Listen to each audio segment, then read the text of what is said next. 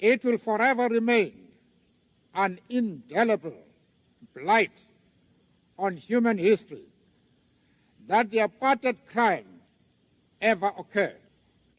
Nelson Mandela, cidadão sul-africano. Um homem que disse não à segregação racial em seu país. Líder que despertou uma nação e o mundo contra o apartheid. Apartheid, separação em Afrikaner, é a palavra usada para designar o regime de segregação racial instituído na África do Sul em 1948 e que tirou os direitos dos negros e concedeu privilégios aos brancos por quase 50 anos. Conduzido por uma minoria branca que detinha o poder econômico e político do país, o apartheid tratava a maioria negra com legislações separatistas e duras punições. A África do Sul é um país situado no extremo sul do continente africano, cuja origem remonta à pré-história, com sítios arqueológicos que datam de milhões de anos. A região já era ocupada desde os anos 1 e 5 a.C. pelos povos Bantus, Khoikhoi e Sans. Os Khoikhoi são pastores e os San são caçadores. E os Bantu já têm uma outra organização, tem organização de Estado, dominam a tecnologia do ferro, dominam a agricultura. Hoje, existem 11 línguas oficiais na África do Sul, muitas originárias de antigas tribos. Além do inglês, idioma oficial, e o Afrikaner, derivado do holandês, há línguas de grupos étnicos como Sessuan, Swazi, Xhosa, Ndebele, Sesotho, Tonga, Venda e Zulu.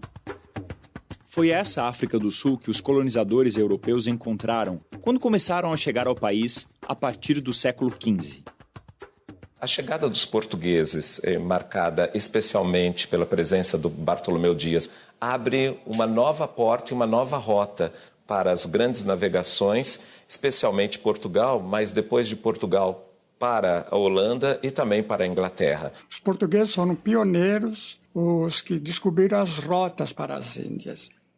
E nessas rotas, na verdade, eles passaram pelo Cabo das Tormentas, mas eles não se fixaram na região do Cabo das Tormentas, que é onde vai surgir, né, a África do Sul. Só que essa passagem, que era a única e possível passagem e de muita dificuldade, se torna um ponto intermediário. Por isso que rapidamente nós vamos ter a tomada dessa rota pelos holandeses, porque querem fazer o controle marítimo desse ponto de deslocamento que leva da Europa até a Índia. Com a chegada desses navegadores, a África se revela como um outro universo. Que outro universo é esse, né? Além de ouro, de especiarias, ela pode fornecer aquilo que vai ajudar na formação da economia, de uma outra economia na Europa, que é o fornecimento de escravizados. No final do século XVIII, os ingleses, que concentravam poder econômico e naval, assumiram a liderança na colonização da África do Sul.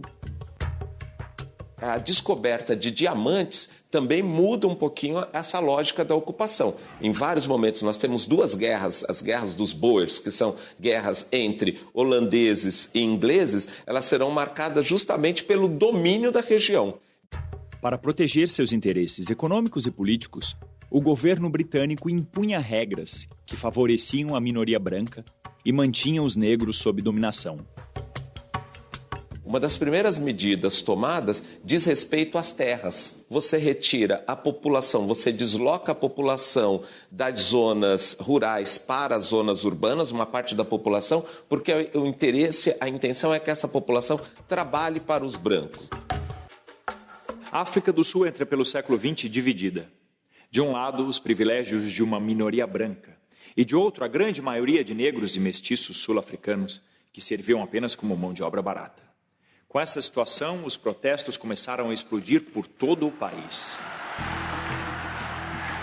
Para enfrentar o governo sul-africano e defender os direitos dos negros no país, surge em 1912 o Congresso Nacional dos Nativos Sul-Africanos, que mais tarde viria a ser o CNA, Congresso Nacional Africano. E foi nessa África do Sul, dominada por uma minoria branca e repleta de protestos da maioria negra, que nasce Rolihlahla Doliburunga Mandela. Filho de uma família nobre da tribo Xhosa, ele foi o primeiro de sua casa a frequentar a escola. Para isso, foi obrigado a receber o nome cristão, Nelson Mandela.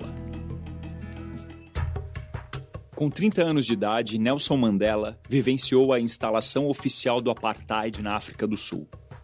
Em 1948, o governo britânico transformou em lei a segregação racial em que o país já vivia. O código que regulava o apartheid era mais ou menos de 300 itens. O negro não podia nem casar com um negro de outra etnia. Com brancos e negros, portanto, jamais. Eu acho que uma delas, talvez das mais importantes, é o momento em que eles começam a criar as categorias de brancos, não brancos, negros, os mestiços, os coloredes. E isso faz, então, com que, através dessas ações, desse reconhecimento da população, você consiga proibir o acesso da população, por exemplo, à saúde pública, você consiga proibir o acesso dessa população à educação. Então, essas medidas todas impediam que essa população tivesse qualquer mobilidade e ascensão social. Em 1955, com uma situação cada vez mais tensa na África do Sul, o CNA, Congresso Nacional Africano, onde Mandela atuava intensamente, divulga um dos documentos mais importantes da luta contra o apartheid, a Carta da Liberdade, onde a população negra exige igualdade de direitos, redistribuição de renda, reforma agrária, condições dignas de vida e de trabalho.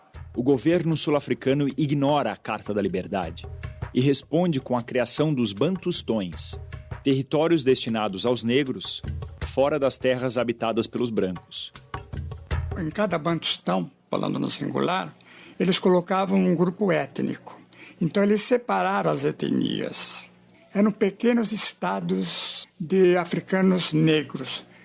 Eles eram obrigados a falar afrikaner, que era a língua do branco, e precisava provar que o deslocamento deles pelas terras brancas era em função de uma necessidade, que normalmente era trabalho.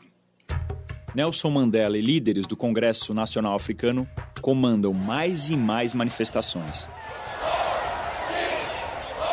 E são presos e acusados de alta traição. A participação ativa do Nelson Mandela e de outros líderes não pode ser comprovada.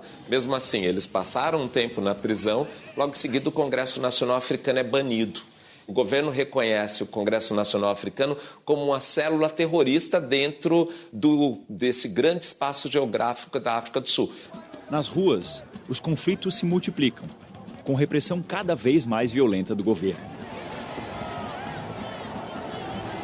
Na década de 60, a polícia sul-africana atira em manifestantes e mata 69 pessoas.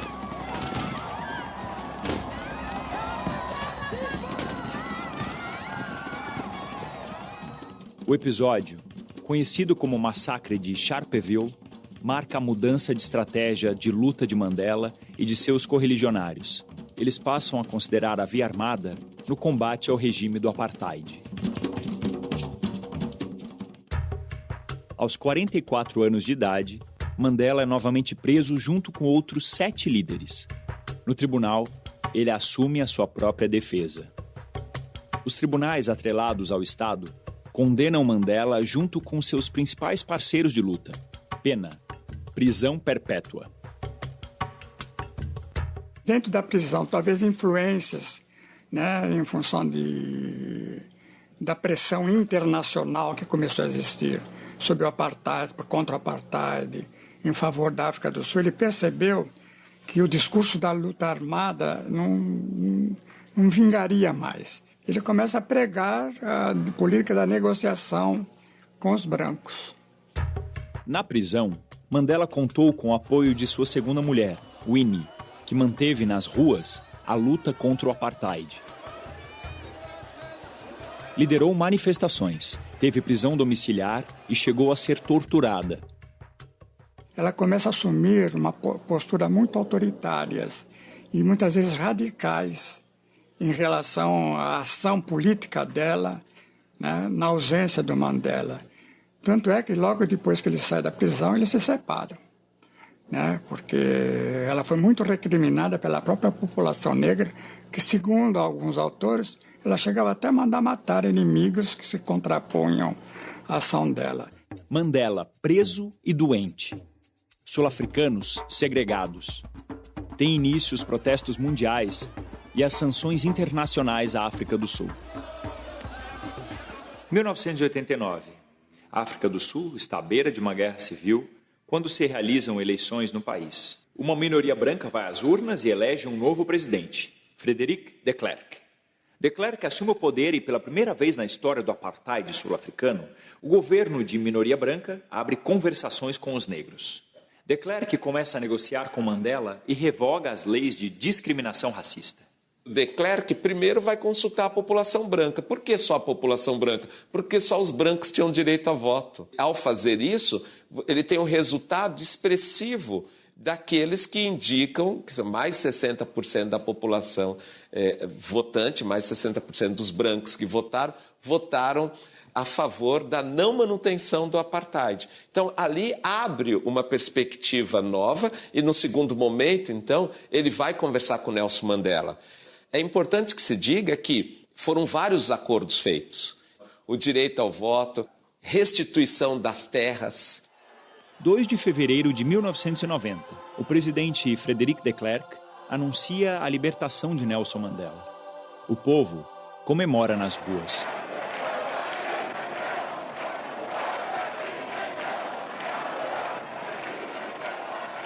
Nove dias depois, Mandela, aos 72 anos, é libertado, depois de ter ficado 27 anos preso.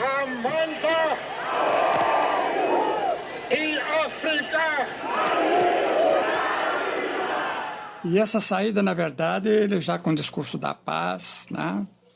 E lutando por eleições livres, em que brancos e negros deveriam concorrer, né? Ou então serem eleitores. Em 27 de abril de 1994, pela primeira vez na história da África do Sul, brancos e negros vão às urnas. Mandela é eleito o primeiro presidente negro da África do Sul. Frederic de Klerk é o seu vice.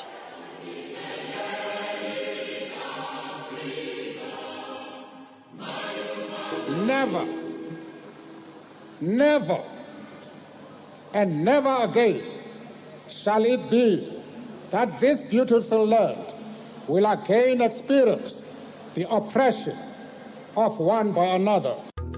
Mandela, presidente, institui a Comissão da Verdade e Reconciliação, presidida pelo arcebispo anglicano Desmond Tutu, que já havia recebido, em 1984, o Prêmio Nobel da Paz por sua luta contra o apartheid.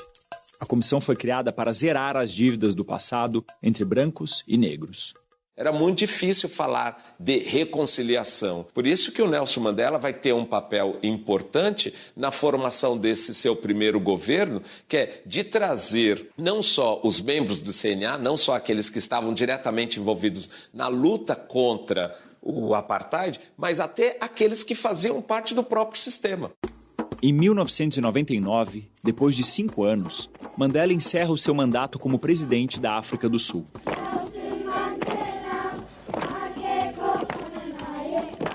Diante de um quadro de penúria e de grande violência, quando Nelson Mandela assume o poder e uma parte da população passa a ter acesso àquilo que não tinha, por exemplo, água encanada e energia elétrica, você já tem uma revolução social. Você tem a adoção de políticas voltadas exclusivamente para a infância, que tinha sido abandonada. Se nós pegarmos o índice de desenvolvimento humano das áreas negras, das townships e das grandes áreas de concentração de população negra, ela cresce, o índice de desenvolvimento humano cresce, porque é resultado dessa política criada a partir de 1994 pelo Nelson Mandela. Há 20 anos, a África do Sul se tornou uma democracia com governos eleitos por negros e brancos. É a maior economia do continente africano. O PIB do país, índice que mede a riqueza de uma nação, é quase 2 vezes maior que o de Portugal. A África do Sul é um país importante, com 48 milhões de habitantes.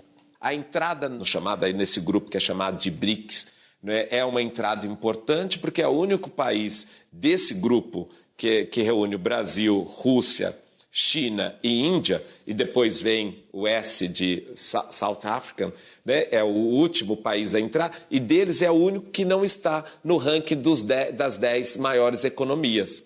Se nós pegarmos a África do Sul, que é o principal parceiro da China, da Rússia e também o principal parceiro do Brasil, o principal parceiro econômico do Brasil no continente africano, se juntarmos a África do Sul, a Nigéria e Angola, nós temos aproximadamente 50% de todo o PIB do continente.